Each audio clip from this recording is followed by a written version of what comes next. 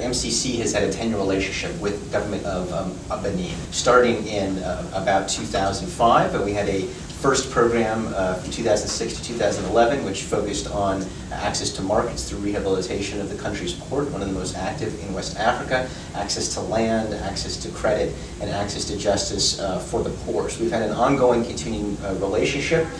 Now we are developing a second program, which is focused on electrical power. We found now through our analyses that access to electrical power is one of the key constraints to economic growth in Benin. What percentage of the population right now has access to electricity? 1/3 of the population has access, 2/3 don't. And if you break that statistic down, you find that approximately 2/3 of the population in urban areas have electricity, whereas less than 5% in the rural areas do.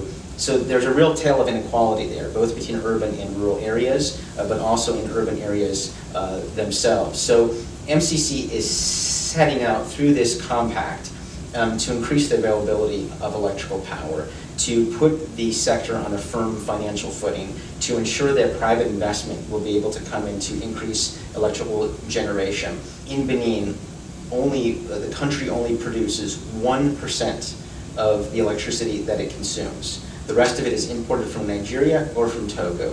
So there's a national security component to being able to have your own domestic electrical generation. There's also a reliability component. And so both for energy autonomy, for economic growth, for equity reasons, we think that this is a good investment. How much is the average citizen paying per kilowatt right now? Are you aware of those figures? The average residential tariff is approximately 25 cents a kilowatt hour, which is of course much higher than we in the United States would pay. MCC has conducted, for the first time ever in our portfolio, I might add, a comprehensive nationwide survey of the willingness to pay for electrical power. What you often find absent in the conversations around electrification of the continent of Africa are very detailed consumer and business surveys about the willingness to pay.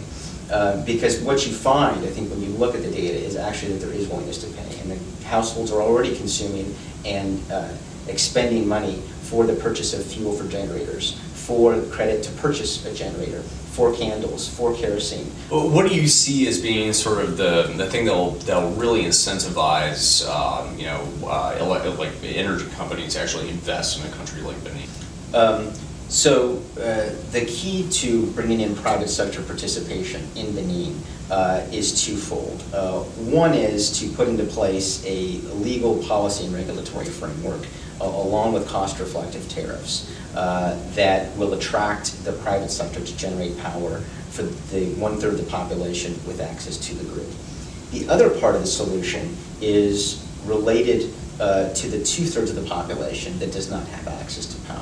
When you look at the map of Africa at night, when you think about the resource poverty of the governments and the difficulty of bringing in private sector participation and building out those electrical networks, the fastest movement is going to be off-grid, driven by the private sector, driven by technology, driven by innovation, and that's precisely what we're seeing. So we're hoping to piggyback upon the efforts of the World Bank, the International Finance Corporation, and other organizations, and particularly the private sector that are already innovating in East Africa and elsewhere, bring those solutions to Benin, really to drive trade, to drive innovation, and to drive investment.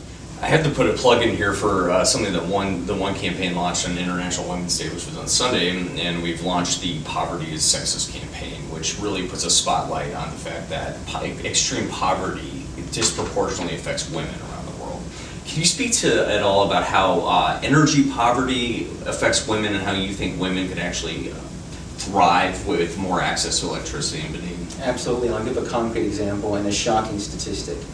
There are more deaths related to respiratory-related disorders in sub-Saharan Africa than HIV, AIDS, tuberculosis, and malaria combined. So if you look at the cumulative effects of dirty cook stoves, of kerosene lamps, on the health of women, and not only women, who are with the women, their children, right? And if you look at the number of deaths of children under 5, children under 1, it's absolutely shocking. And so part of the energy solution has to be not only electricity, but also a solution to the problem of dirty coke stoves.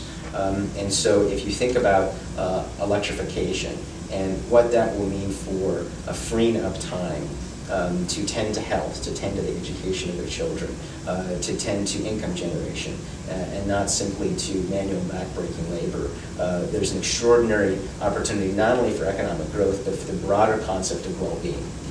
Finally, can you tell our viewers why we should care about energy poverty and about ending these issues? Well, how does it impact us here in the U.S.? Good development creates the opportunity for societies to develop peacefully.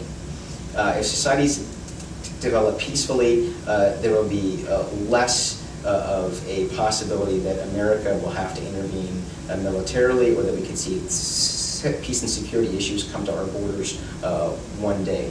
So there's a national security component to development that is very well established. The second has to do with economic prosperity and shared economic prosperity. And we know that countries that once were the recipients of U.S. assistance, be it South Korea, be it Vietnam, be it other countries around the world, now are very important trading partners for the United States.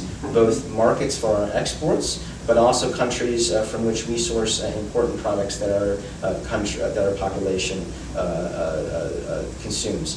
And third, there's the moral aspect of development. As still the wealthiest country on the planet, and still a country which cares about the well-being of the world's poorest, that we have a moral obligation to tackle the scourge of poverty. And so why should we care about the country of Benin and the work that we're doing in Benin? I think it very much boils down to the opportunity that we have to make an extraordinary impact in millions of lives with a marginal amount of money to deepen and cement a important bilateral relationship, and third, to ensure a shared prosperity for all.